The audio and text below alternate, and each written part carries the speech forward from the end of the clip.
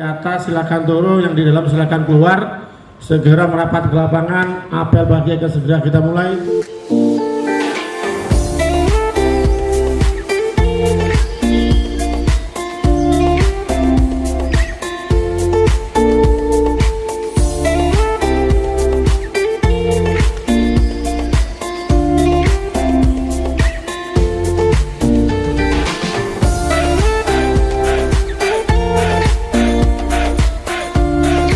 Besok kita melaksanakan senam bersama di lapangan Korpri dalam rangka Hari Konsumen. Barangkali semua rekan-rekan untuk bisa hadir di lapangan Korpri untuk menyemarakkan Hari Konsumen tersebut. Kemudian ada beberapa poin penting juga terkait kebijakan mungkin yang perlu saya sampaikan. Kenapa? Karena kita harus mengikuti proses perubahan kebijakan dari kementerian maupun dari kita Pemda sendiri, sehingga sinergisitasnya bisa dilihat atau sinergi bisa diukur tentang keberhasilan di akhir tahun. Salah satu contoh buat rekan-rekan semua khusus di bidang perikanan tangkap atau Direktorat Jenderal Perikanan Tangkap itu adalah sekarang lagi programnya atau kebijakannya itu adalah penangkapan ikan terukur. Artinya di situ ada beberapa indikator atau tolak ukur yang akan diterapkan oleh KKP kepada kapal penangkap atau kapal pengangkut ikan yang beroperasi di WPP atau zona. Jadi poinnya, zona kita di Lampung ini WPP 572 itu zona 4, kemudian WPP 712 zona 6. Artinya ini perlu kita dukung bersama pemerintah pusat membuat suatu kebijakan ini supaya apa? Supaya keberlanjutannya tetap terjaga.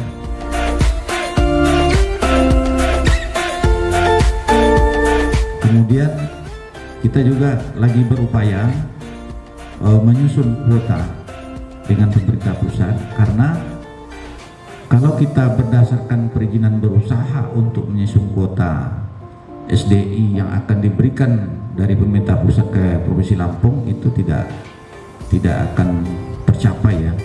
Kenapa?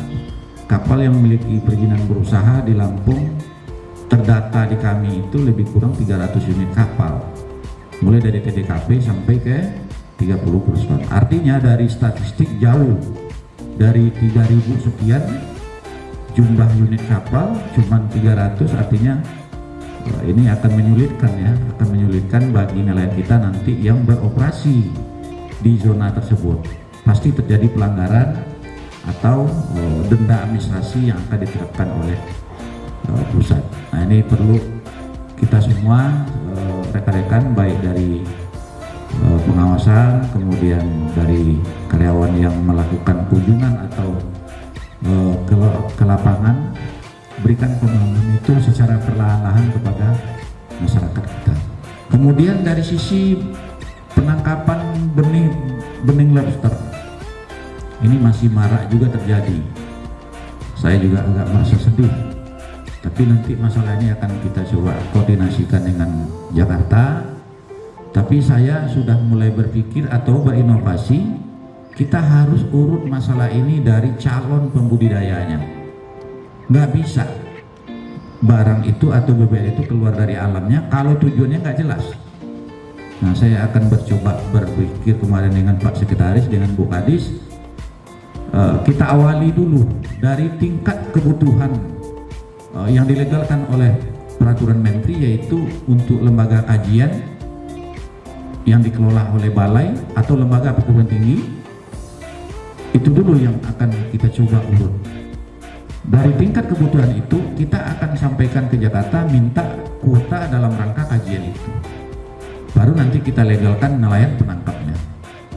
Terkendalinya dari situ. Nah, untuk proses berikutnya mungkin dalam skala usaha budidaya skala kecil atau menengah atau besar, mungkin tugas kita semua juga, termasuk mungkin teman-teman rekan PLL, rekan-rekan MPL berikan pemahaman atau pemetaan daerah yang legal atau koordinat yang legal, di mana koordinatnya yang legal, sehingga kita juga memberikan informasi ini kepada pelaku usaha khusus investasi.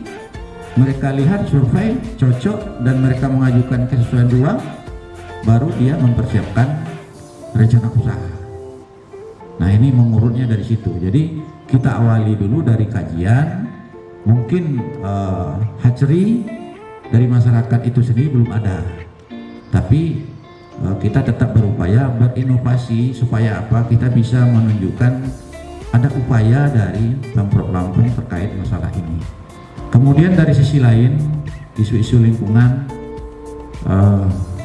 mudah-mudahan kita ini paham juga dengan situasi maritim, artinya kita harus baca informasi-informasi baik dari BMKG. Ini dalam 2 hari ini akan terjadi gelombang besar.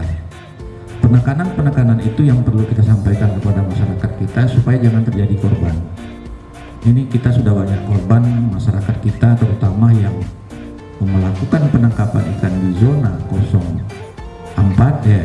di WPP 572 Pantai Barat Fisir yang tidak tercover dalam asuransi.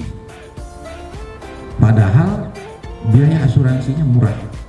Bukan kita menghendaki dia tuh pulang dari laut tidak kembali dengan keluarganya, bukan itu, tapi negara harus habis memberikan jaminan sosial bagi keluarga yang ditinggalkan, karena pekerjaan di laut itu risiko tinggi.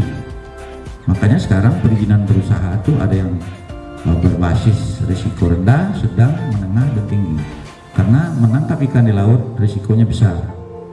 Nah, ini perlu rekan-rekan semua berikan informasi-informasi itu kepada masyarakat.